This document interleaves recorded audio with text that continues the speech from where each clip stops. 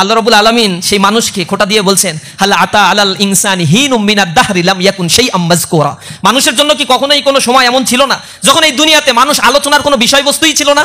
তুমি পৃথিবীতে আসার আগে তোমার নাম আব্দুর রহিম, আব্দুল করিম, আব্দুল সালাম হবে, এটা কে চিন্তা করছে? তুমি দুনিয়াতে আসছো, এরপরেই না তোমাকে নিয়ে ভাবা শুরু হয়েছে এই পৃথিবীর মানুষদের যে তোমার একটা নাম রাখতে হবে, তোমার একটা বসবাসের জায়গা লাগবে, তুমি বড় হলে তোমার জন্য একটা বন্দোবস্ত করতে হবে, আবার তুমি পৃথিবী থেকে চলে যাবা, চলে যাওয়ার পরে 2 প্রজন্ম পাস্ট হয়ে গেলে তোমার কথাও এই পৃথিবী আর কোনোদিন স্মরণ রাখবে না।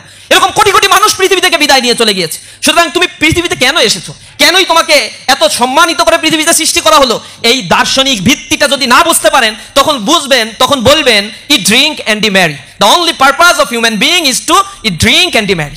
খাও দাও ফুর্তি করো, পরের দিন বাঁচবা কিনা বলতে পারো? এরকম চিৎকার যারা করে তাদের দুনিয়াতে তো চুরি করুক, বাটপারি করুক, মানুষের সম্পদ মেরে খা, আর সম্পদের পাহাড় করুক, তাদের কি যায় আসে? তারা আনইথিক্যাল অ্যাক্টিভিজম করবেই, তারা ফ্রি সেক্স লিভিং টুগেদারকে প্রমোট করবেই, তারা ফ্যামিলি বন্ডিং গুলোকে ভেঙে সারখার করে দেবে, তারা পাশবিক জীবনযাপন করবে। This is so much natural system, এগুলো তারা করে থাকে। সুতরাং এই জায়গায় আসল নলেজটা আসলে কোথা থেকে আসছে?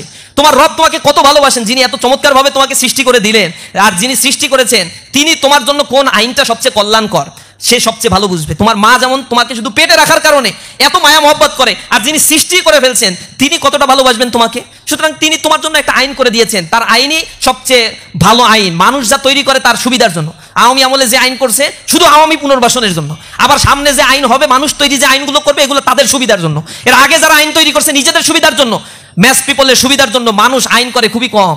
মানুষ তার নিজের স্বার্থগুলোকেই সামনে দেখে।